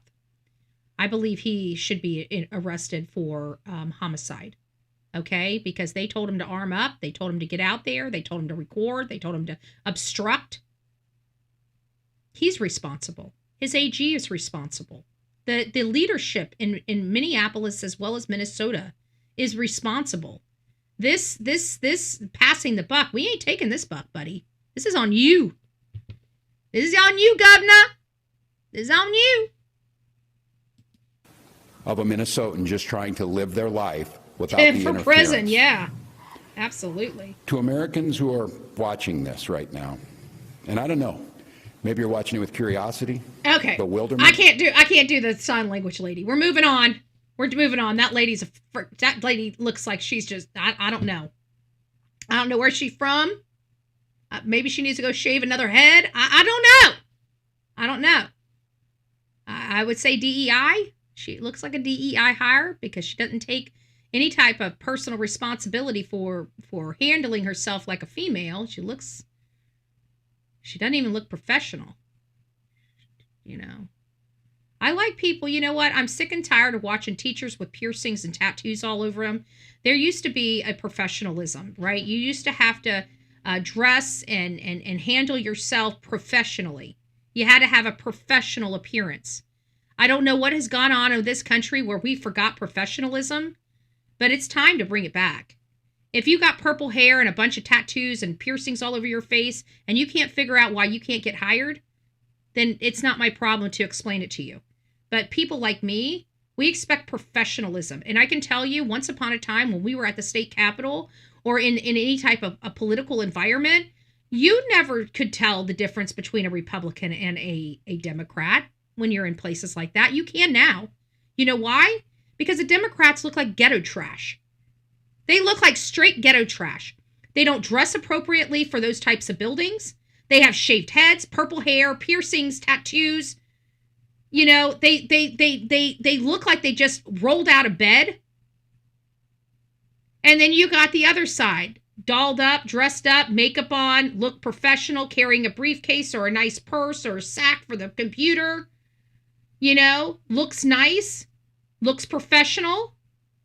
You could really tell the difference. Like you could walk by somebody and tell whether they were Republican or Democrat.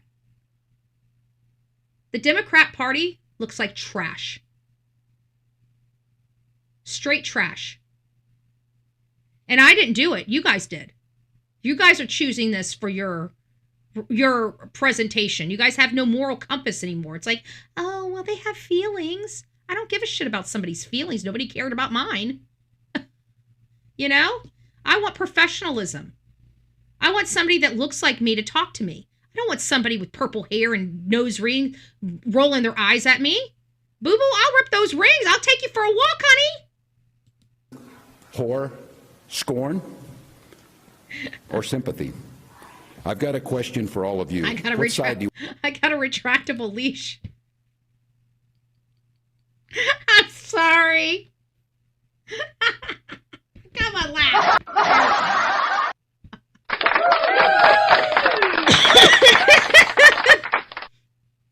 There was this one lady, she was walking through there. She had a freaking mullet, but her whole side of her head was shaved, and what wasn't shaved was purple. And it's like, who the hell takes somebody like that seriously?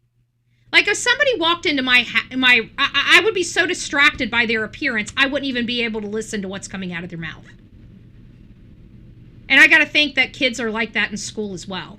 That their teachers are so distracted with all that stuff, that DEI bullshit, that they're so distracted they can't even understand what's coming out of their mouth. It's distracting. It's distracting. So this is where I have the biggest problem right here, because the courts decline to order the lower courts to sign the arrest warrant of Don Lemon and others in church protest.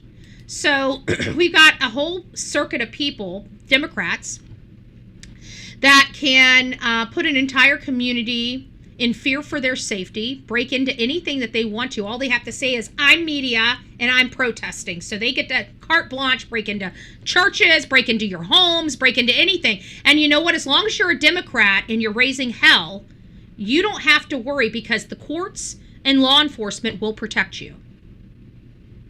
But if you're a Republican and you do the same thing, you're going to jail, and you're going to go to jail for 40 years. I want you to understand that. If you're a Democrat, you can loot, you can riot, hell, you probably could even murder. As long as you're protesting when you do it, they're going to give you a free walk. If you do the same thing as a Republican, you're going to jail for 40 years.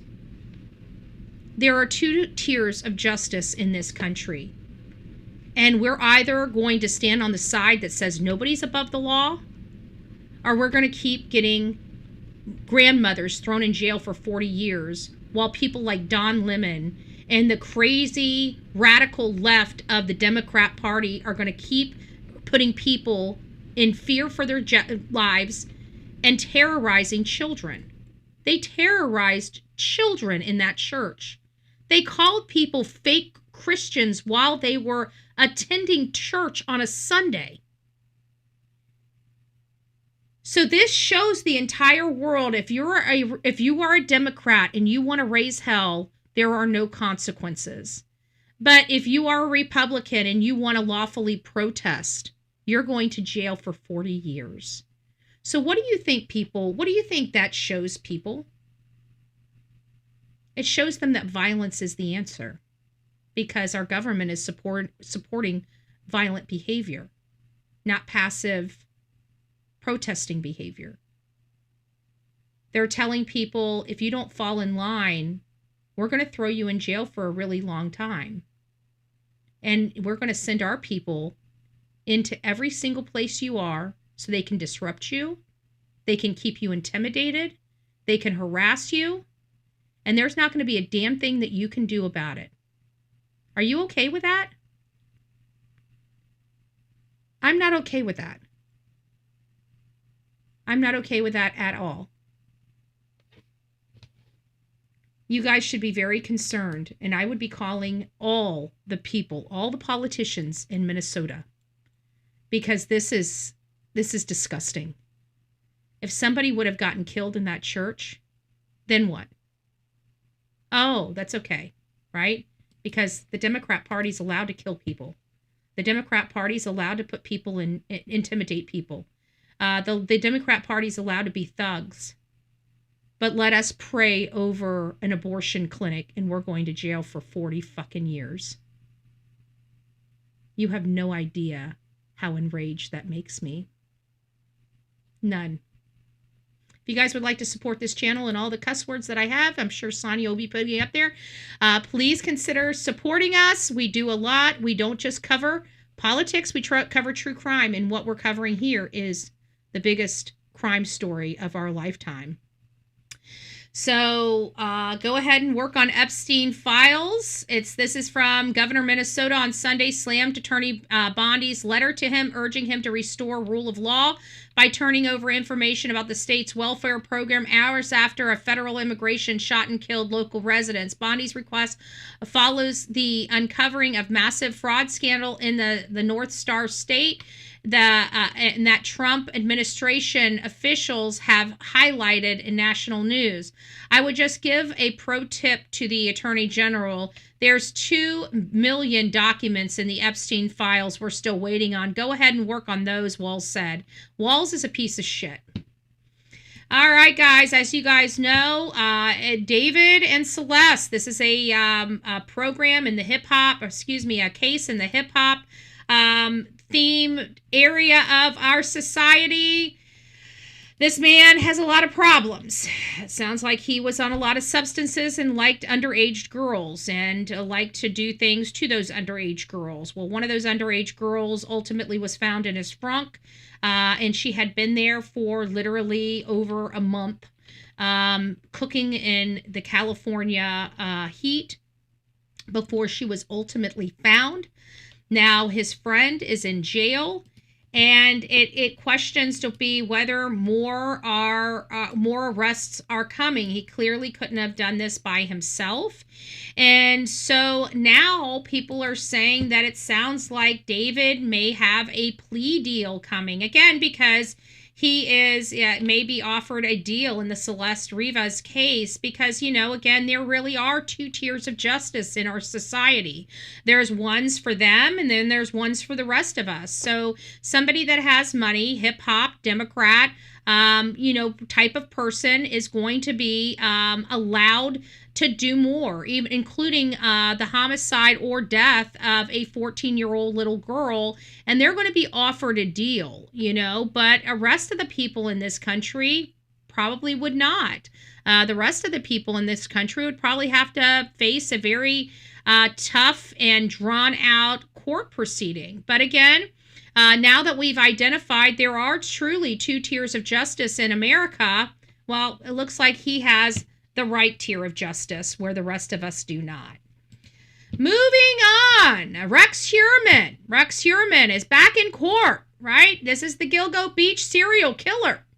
And they're trying to get some evidence tossed out in one of the cases related to Sandra Castilla, which, in all fairness, she was late to the party. We didn't realize that he was responsible for her homicide. She was one of the ones that were partially hacked up, so to speak. And so this is an interesting turn of events, but he was connected to her by a single hair, according to what I'm reading here, which is pretty interesting that a single hair stayed on her body all of these years, right?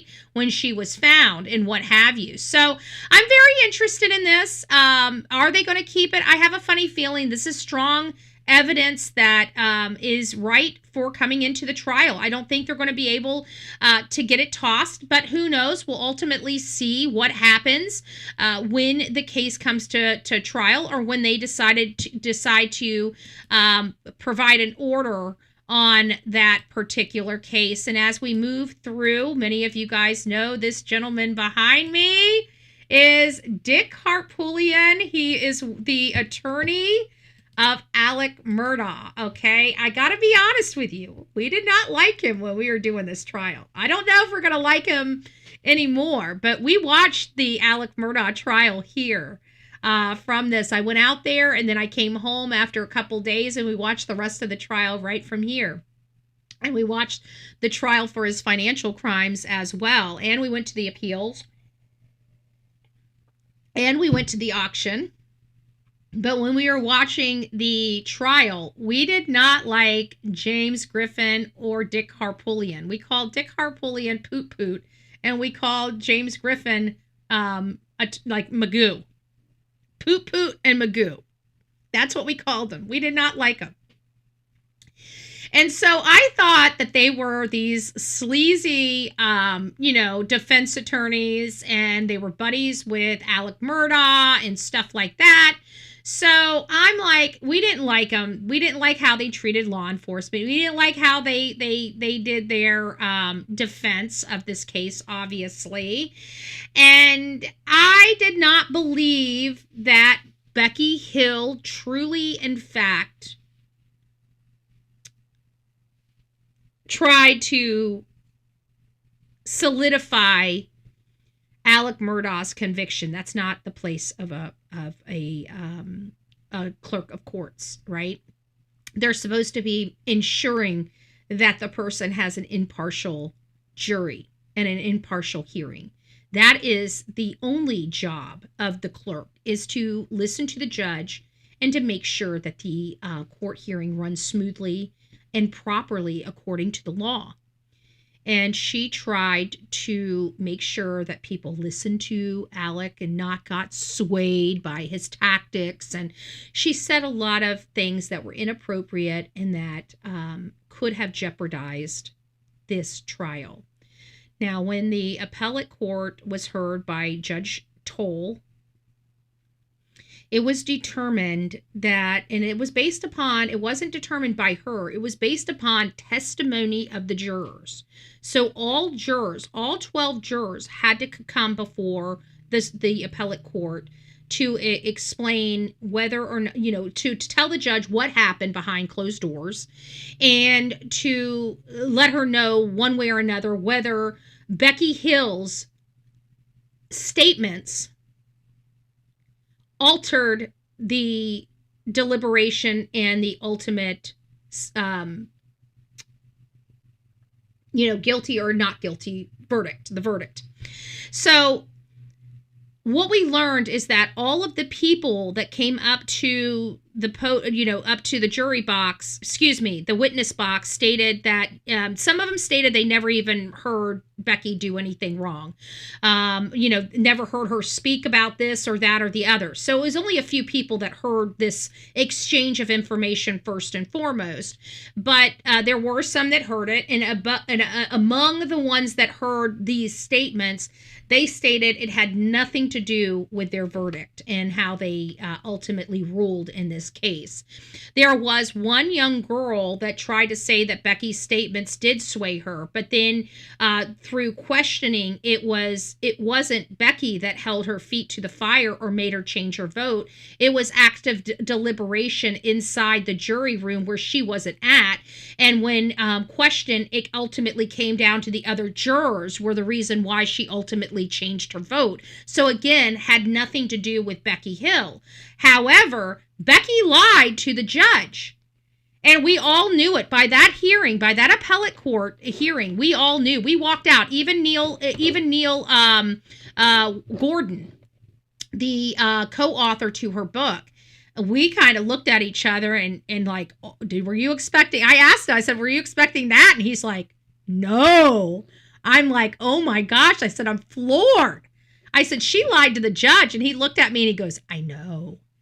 And so I was surprised because I did not believe Alec Murdaugh's attorney that Becky really did this because I didn't trust them.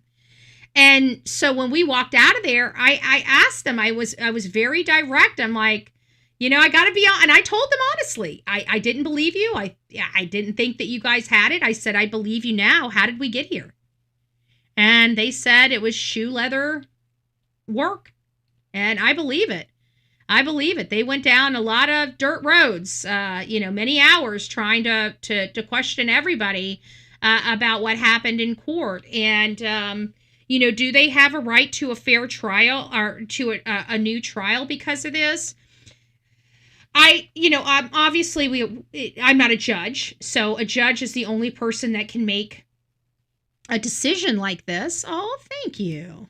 A judge is the only one that can make a decision like this. But what I can say is from everything I heard the jurors say to Lynn Toll, Judge Lynn Toll, I think her name was Lynn Toll, but Judge Toll, everything I heard them say, I don't see where it's going to rise to that level where he's allowed to have a new trial. But there may be some things, this is just a caveat. There may be some things that have changed since the last time we were at the appellate court. They may have found some more groundbreaking information.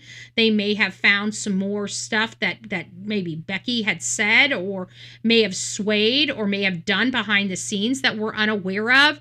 But if it's based on what we've heard at the appellate level, in front of Judge Toll, I don't think it's going to rise high enough to provide him a new trial. Just me personally. But again, that's just based off, what was previously presented to the courts. If there's new information that's more damaging, obviously I'm unaware of it when I'm making this assessment. But everything I heard, if everything has stayed the same from when we were at the appeals court, then in all fairness, I don't foresee this being a new trial. But Becky Hill, if this is a new trial, there's nobody to blame but Becky Hill. Excuse me. I believe that this was a hard enough case. This was a tough case, folks. We watched it. It was emotional for us. It was emotional for the family. It was emotional for the friends. It was just an all-around emotional situation, and I would hate for that to have to be started over again. I really would. I'd hate that to be what ultimately happens. But if it does ultimately happen, there's nobody to blame but Becky Hill. Nobody else did this. She's responsible, and she's wholly responsible. Judge Newman did his job. The jurors did their job. The defense attorney and the prosecutors did their job. And you got one asshat in this whole production that could really give this monster a second bite at the apple. I ultimately believe that the evidence is damning with Alec Murdaugh. And I ultimately believe he will be convicted again. But it's still upsetting because who's paying for these mistakes? The taxpayers, right? When you have a situation like this, who ultimately pays? Do you think these people are fined or have to pay restitution to we the people? No. We pay for this. We pay for their mistakes. We pay to clean up the mistakes. We're always screwed. We're always screwed. So, who's paying for this? South Carolina. South Carolina's paying for this. And it's sad. It's just, they shouldn't have to go through this. And it's all because of some clerk wanting to make bones, wanting to have her name known. Well, her name's definitely known now, isn't it? I don't know if this is what she was going for, but she's definitely known now. We know who Becky Hill is now. Like she's well known. She's almost as well known as Alec Murdaugh is, right? She's but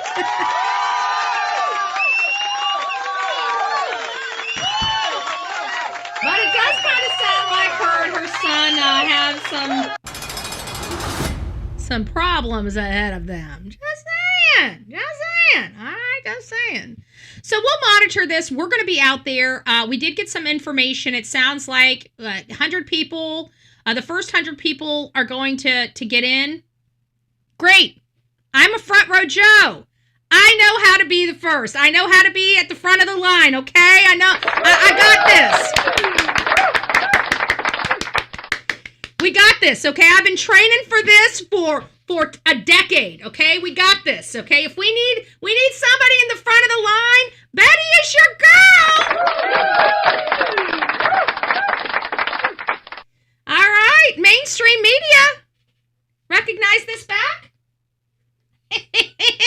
You might want to get familiar with it because you're going to see it, baby. You're going to see it.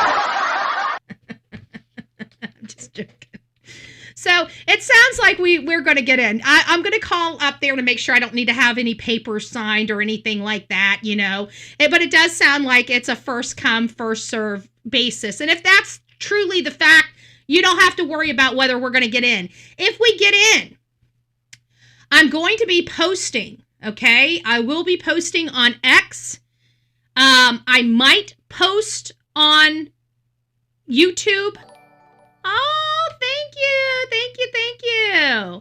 Thank you for all you do, my prayer warrior. Love it. All right, guys. So, but we will be there if strollers can push people out of the... Well, you know, I'm a professional. What I do is I set up chairs. Like, if I'm going to stand in line for hours, I bring a cheap chair. I bring like a $6 or $7 chair. I've got like hundreds of them out in my barn from my days of my parties and in the front, right, you know, just standing in line. 1 minute we may have them. So when I see them on sale, like the fold-up chairs, when I see them on sale, I buy bulk. Because they're for me, they're throwaway chairs. If I can keep it, if I can find it at the end of it, great. If I can't, I'm fine. I don't lose any sleep. It's a $7 chair, right? So, and I bought them when my husband was making money, so I still have, you know, about another 20 chairs out there. So I'm good for the next 10 years, okay? I'm good for the next 10 years. So I'm most likely going to bring a fold-up chair. I'll probably throw it in the bushes, you know, to get it out of the way so people don't want to steal it. But if you want a Betty chair, you got to go bush diving. and that's not the funny bush either. I'm just saying, okay? I'm just saying. Thank you. Let them 66. I appreciate that. So we'll be there on February 11th, rain or shine. And of course, getting some information about Brian Kohberger. The autopsy reports reveal a few different horrific situations or details about the final moments of the Idaho 4 stabbing. We covered this case as well, and new details have emerged about the final moments of the 4 of the University of Idaho murdered by Brian Kohberger. Kaylee Gonzalez, Maddie Mogan, Xander Kernodle, and Ethan Chapin were stabbed at least 150 times in total on the night of November 13th. That was a very angry man. Gonzalez was stabbed 38 times. Mogan was stabbed 28 times. Chapin, 17, but Kernodle, a whopping 67 times. This is according to a newly unsealed supplemental filing from prosecutors in the case regarding expert testimony that was obtained by People. The report does not contain a full autopsy report for the 4 victims, only key findings. Gonzalez and Mogan were found together in Mogan's bedroom. The autopsy report determined that both young girls died from multiple sharp force injuries, with additional contributors to Gonzalez's death, including blunt force injury to the head and asphyxiation. So he picked her up and started strangling her. Wow! She had at least 24 stabs, incised wounds of the scalp, face, neck, 11 incised wounds on the chest, and 3 incised wounds in the upper extremities. These were all punctures on the outer table of the skull, injuries to the teeth, tongue, and hemorrhage to the chest cavities. Blunt force injuries suffered by Gonzalez included scalp laceration, bleeding around the brain, nasal fracture, bruising around the eyes, and patterned bruising across the lower face. He beat the crap out of her.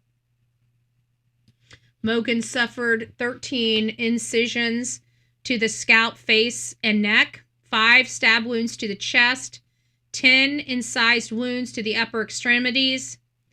The report states they also found wounds to the lung and liver, perforations to the subclava vein, artery, blood vessels of the chest wall, and incisions of the nasal septum. Chapin and Kernodle were found in Kernodle's room with Ethan in the bed and Kernodle on the floor, so he jumped on Ethan. The cause of death for the couple was also multiple sharp forced injuries. Chapin had 1 stab wound to the upper chest, 4 stabs and incised wounds to the scalp, face, and neck, 6 incised wounds to the upper extremities, and 6 stab and incised wounds to the lower extremities. So he was stabbed in the legs too. Might have been kicking. He also had perforation, jugular vein, subclavian vein. I don't know if I'm saying that right. And subclavian artery. Those 3 victims were attacked as they slept and never stood up or had a chance to fight back. The only one that fought back was Kernodle. So all 3 of them were attacked while they slept in bed, and Kernodle fought back, and why she probably ultimately had as many lacerations as she did. She had abrasions, contusions to the head, torso, extremities, along with 23 stabs and incised wounds of the scalp, face, neck, 7 stab wounds to the chest, 4 stab wounds to the abdomen, 3 incised and puncture wounds of the back, 25 incised wounds of the upper extremities, and 5 incised wounds of the lower extremities. You can't tell me if she fought back, she was not screaming. How could they not hear the screaming or the shuffling? I don't, I mean, I think about it. Like, we get a paper cut, we scream. There were also punctures on the outer table of the skull, perforation of the jugular vein, heart, lung, pulmonary blood vessels, hemorrhage into the chest cavity, wounds extended into the bones of the right hand and scalp, bruises in face, torso, and extremities. Kernodle also had blood on the bottom of her feet from moving around during the attack. That's so horrible. So horrible. It was while examining the bodies that investigators found the evidence that broke the case open, and the K-bar knife sheath Koberger left behind. So that was interesting. And I think, is this one I wanted to go over? Nah, I think that's it. That's pretty much our roundup for today. I had one more story, but I'm not ready to go through that just yet. I think I want to end on the note of Brian Koberger and the Idaho 4. We had an opportunity to be out in this area. We had an opportunity to do 2 tours out in Moscow, Idaho, where we had an opportunity to interview Kaylee's mom and dad and her sister, Olivia. It was very sad. It's very sad, the work we do in many cases, because we know that these parents are terrified. But it's always been our mission when we have opportunities to speak to parents or have high-profile interviews, we make it around the victim. We humanize the victim. It's our MO. We hear a lot of mainstream media always asking, who do you think did this? What do you think happened? And stuff like that. We can get those answers from their interviews. But when we go out on the scene and we have these high profile cases, a lot of the time the victims are drowned out by the criminal or something like that. And so we wanted to make sure, and as we do with all of our cases, make sure that the victim is front and center each and every time. And I feel like that's what we did with that interview too. So we'll circle back to the interview and we'll watch it together in the future. But right now we're kind of focusing on Sebastian Rogers as we gear up for our 2-year milestone event. I hope everybody that can come out will come out and support the Sebastian's army, as well as Sebastian, and advocating to bring him home and to bring him home safely. If you're interested in that, we're going to be down in Sumner County, or for me, up in Sumner County from the February 23rd to the February 27th. I will be out in front of Sumner County Sheriffs, but I really want the folks, if you guys only have one day that you can contribute to coming out there and helping, I want it to be on his 2-year milestone. I want it to be on the 26th. So please come out and enjoy yourself. And yeah, I do mean enjoy yourself. We're here to advocate for a young man. This doesn't mean we're out there to cry. We're out there to smile and wave and to make people realize we're going nowhere. We want answers for this boy, and we're going to do it lovingly, but we're going to keep pushing. We're going to keep pushing, and we're going to keep applying pressure every place we can apply pressure until either pipes break or we bring a boy home. It doesn't matter which, but something's going to happen. Something's got to give. Sebastian deserves attention. He deserves to be taken seriously. He deserves additional searches. He deserves a law enforcement that is working around the clock to bring him home. And that's the one thing he is not getting. All right, guys, rock it out with your coffee beans out. Don't forget to be fearless. If you see something, say something. An ounce of prevention is worth a pound of cure. And until next time, please be safe. But more importantly, kind to one another. God bless. All right. Hi. Hi, cutie pie.